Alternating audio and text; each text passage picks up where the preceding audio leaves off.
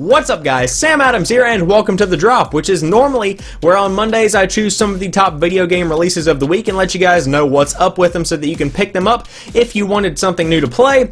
But this week, whenever I went to go check my sources and see what games were coming out, there really wasn't anything to write home about as far as new releases went. So I was kind of thinking, you know, there's not really any point in making a drop video. I might just skip it this week, I might make something else. But then I thought, there have been so many incredible games this year that it's really hard to kind of nitpick through and find the top 5 of 2015 to play so far, since a lot of people are going to be playing games over the summer and need to know what games are the ones that they have to play, the ones that they should definitely spend their time on.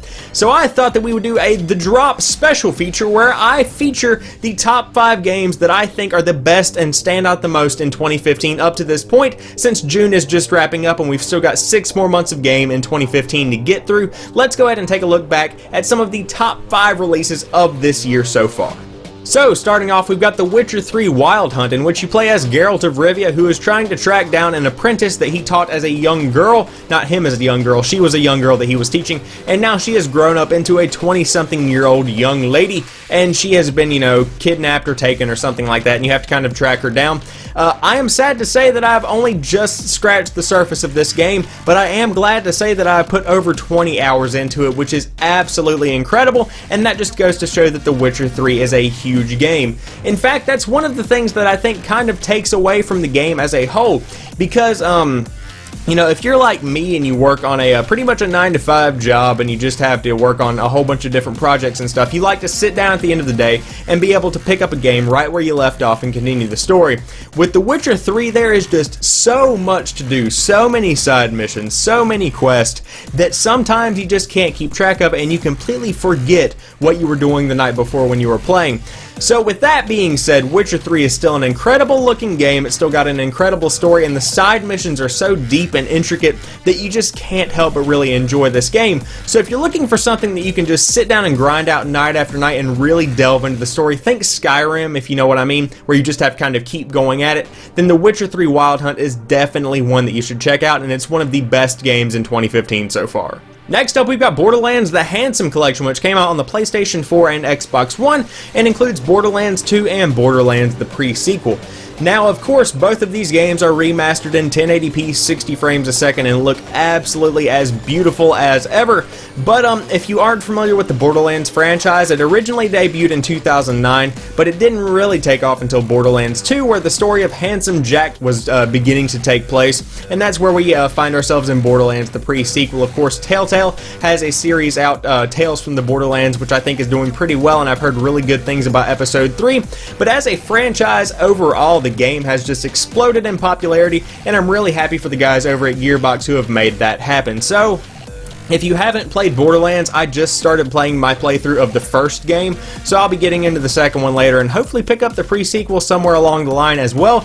But if you are one of the people that hasn't picked up the franchise, this might be a really good opportunity for you to do so on the PlayStation 4 and Xbox One, because this game looks great on the next generation, especially with that art style. It's just, So next up, we've got Axiom Verge, coming from Tom Happ. That is not a developer studio, that is not anything major, that is one guy named Tom. And so basically what this is a Mega Man style game. It's pretty much identical to Mega Man in every way, shape, or form, except with a reskin on new generation consoles and PC, and it is absolutely taking the world by storm. So, the kind of old style games have really been taking off since Shovel Knight really became a big thing. I love Shovel Knight, I love the gameplay mechanics of Shovel Knight, and Tom Happ has taken that to the next level with Axiom Verge. Like I said, it's pretty much Mega Man reskinned. I just really can't explain it unless you go look up some gameplay of it, but this is one that's coming out on Xbox at some point. It's out on PC and PlayStation, but he said that he would be rolling it out over different consoles gradually with time so that there could be a smooth launch for everyone, which I think is a great idea and a really good way to launch a game. But hats off to Tom Happ for making a classic game and bringing it to everyone to enjoy, and I hope that it really goes down in the history books as one of the best games of 2015. Next up, Bloodborne, which makes me frustrated just thinking about it. Pretty much you are in Arkham, which is this kind of Dark Souls 2-esque town, and you have to take out a whole bunch of these terrible enemies with your giant sword thing, and you can choose a whole bunch of different classes. It's just a really dark and gothic style game, and I really enjoy the gameplay of it, but again, it's so dang frustrating because it is like, I like to call it a semi-permadeath, where there are checkpoints along the way, but if you get to a certain point and you hit a monster or boss, and you get defeated by that boss, you get reset all the way back to the start, and you have to kind of speed run your way through it to try and kill that boss again. It's got a lot of awesome mechanics in it, and I love watching people stream it, and if you have a PlayStation 4, it's definitely one of the PS4 exclusives that you have to check out this year, because it is really addicting. I played it for hours on end the weekend that I got it, and dang, that is some really dark and kind of demented gameplay, and there are some freaky characters in there. But obviously, this is kind of competing with Dark Souls 2 Scholar of the First Sin, which also came out on PlayStation 4 and Xbox One. So if you want to check either of these games out, they're both pretty similar, but I have to recommend Bloodborne. That's the one I'm really putting my name behind, because it is so dang demented and so dang good.